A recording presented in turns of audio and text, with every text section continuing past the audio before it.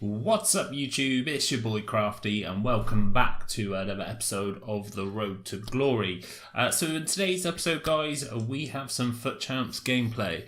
But before we get into that, stick a big old thumbs up on the video, and if you're new around here, hit that subscribe button. So today guys, we got some Foot Champs gameplay. I kind of said in my vlog and things that I wasn't going to get any Foot Champs games in, but they rolled it out on a Monday due to poor connection issues on the Friday, which I did suffer. I played like 4 games on the Friday, and yeah, it was just horrendous. Had my worst start to a Foot Champs ever. I think we were 1 win and 3 losses of 4 games, and I just gave up. I was like, look, I'm done. And obviously I just taken a weekend off anyway, but yeah, it got rolled out on Monday, so I thought, why not? Let's get some games in. I was kind of editing videos ready for you guys while I'm away, so I was trying to get a lot of games in and stuff as well at the same time, and we managed to get quite a lot of games in, which was pretty nice. So you're going to see us progressing through the games. So that's what you're going to see in today's episode. Tomorrow's episode, as you're watching this, will be the kind of second batch of games, and then you'll see kind of a club tour. So that's what we got in store for you guys this week. Obviously the vlogs, you've probably seen vlogs that are out of sync, and it's all a bit of a mess on this channel guys, but apologies. It will all be back to normal at the end of the month. So you saw the team that I was using at the beginning of the video. We had the Overmars. I think he's terrible, to be honest, probably one of the worst legends I've ever used, but we had him in the club. We needed something to go there for chemistry reasons, so he just kind of fit the bill. I thought, we've got 9 games on him, let's use him up and get rid of him. So I wasn't really hoping for anything. All I wanted to do was really get a gold finish. So we had some gold packs saved up for team of the season. That's all I wanted, and the coin boost to go with it. We ended up going on a pretty insane run. So like I said, we were 1-4, and I think we go on a 8, 9, 10 game win streak, and then we lose 1, and then we go on another streak again. So yeah, it's pretty nice. Did enjoy myself, and the game felt a lot better. Not perfect, but better. So what we were doing, we was using the 4-3-2-1 formation. We were changing it in game straight away to the 4-3-3-4, going back to basics basically. And we took off Tolisso and brought in Suarez. We put Suarez up top and played Lacazette in at cam, and it seemed to work wonders. I was really enjoying FIFA again. Suarez is just insane, really clinical, and he scores a lot of goals. I just wish he had that little bit of extra pace just to kind of keep ahead of the defence. But yeah, I was kind of really enjoying the FIFA. It was all working well, and Lacazette is much better at cam than he is at striker. So again, it was quite nice playing him in a different position. I tried him at centre midfield really early on when we got him, but he was not a good central midfielder. But yeah, really good cam. So I'm going to be looking at using it at cam in the future. Got a couple of ideas for teams going forwards, but it all rests on team of the season, guys, and what we can get for our coins basically. So I'm not going to build up my wishes and my hopes too quickly. Now, there's one topic I really wanted to talk about in today's video, which I'll get onto now, which is the title of the video, and that's how to get a better connection for basically Foot Champs and FIFA in general. Now, this is nothing new, and it's kind of been out there for a while, but it hasn't really been talked about from what I know. And to be honest, I've only just done it, so I can't tell you whether it works yet or not. And depending on what you guys think, I may just do a video on it. If it starts working how it should work, and hopefully will continue to work, then I'm definitely going to make a video and I'll show you guys exactly how to do it. Now, it is called port forwarding, and basically what that entails is opening up ports on your router or router, however you want to say it. Basically, this will allow you to get better connection. Opening up these ports will just allow kind of FIFA and the internet and your router and your Xbox just to talk together better. And you know, when they want a bit of information, they make sure that port's open to receive it. So what in theory should happen is that you should get better connection, so you won't have input delay, you won't have speed up lag, and all those little buggy things you get in the game, like the stuttering and stuff like that, should hopefully go away. Now, these gameplay that you're seeing here is basically not it. So don't take this gameplay for port forwarding, because I've literally only just done it. I've tried a few games out, and the games that I had were perfect.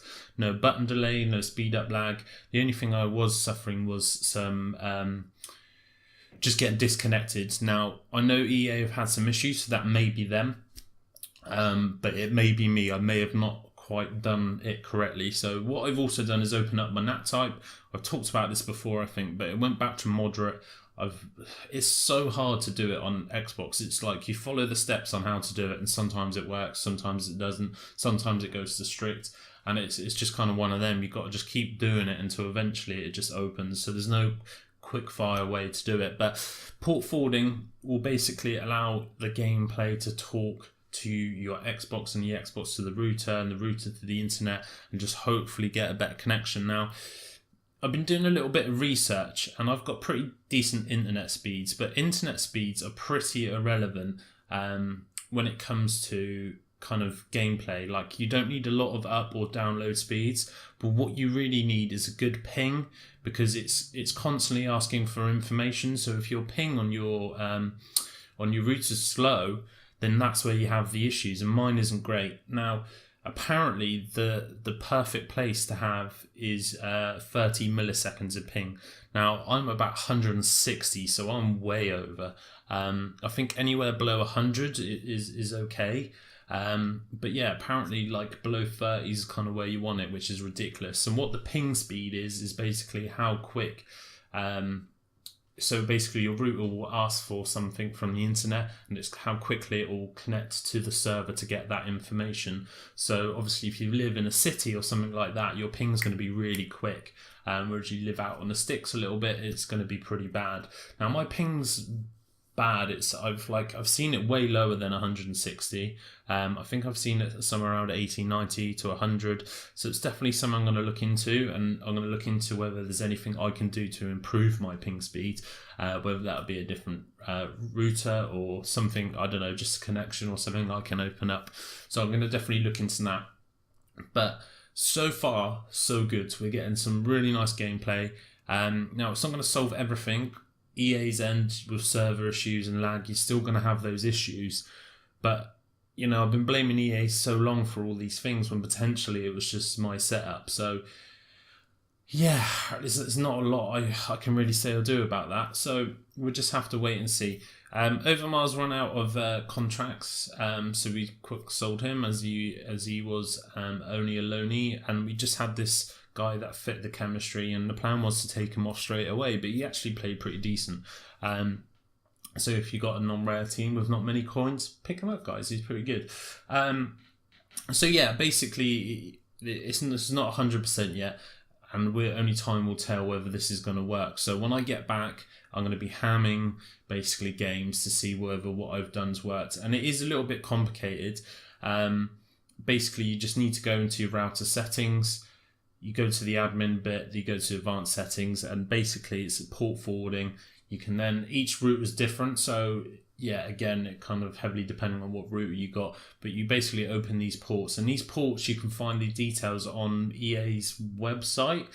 So if you go to like connection issues for FIFA 17, there's actually a bit that tells you what ports to open up to increase better gameplay. So this information's been out there, guys, and you may already know about it, but I've never heard anyone talk about this before. I hear everyone talk about internet issues, but no one's ever really talked about how to fix them. So going to be interesting to see if it works. If it does, then I'm going to be making a video for you guys on how to do that. And it's not really going to be a FIFA video, I suppose, but if it helps you within FIFA, as it seems to be helping me, then I want to share the wealth with you guys. So hopefully it works. But unfortunately, like I said, I'm away now. I'm back when you're watching this will be kind of Monday next week, so another week or so I'm going to be away for. So yeah, it may be a couple of weeks until I get it done and give enough time to test it all out, but fingers crossed it works. If it works, fantastic. We're going to get on and get that done and start enjoying FIFA again, because the game's just been awful recently, like to the point where since the patch, like my goalkeeper will like run out to collect a ball and he'll just run straight past it, like up to the halfway line, and the guy who's chasing the ball just has an empty net to put it in. I've had so many own goals where my own player in the box has just, I've pressed to clear or I've pressed X, but he's just chested it in the back of his own net. I mean, it's just madness. I don't know where... This is the thing with FIFA. In my opinion, they have a game that works and is really good with a few issues. And they mess around with the game and then it creates more issues, but they don't fix the ones that were originally issues. So you've just got a game with more issues. They tweak things that don't need tweaking, and it's really frustrating, and it's like learning the game all over again, and they do it so much. I wish they'd just leave it alone.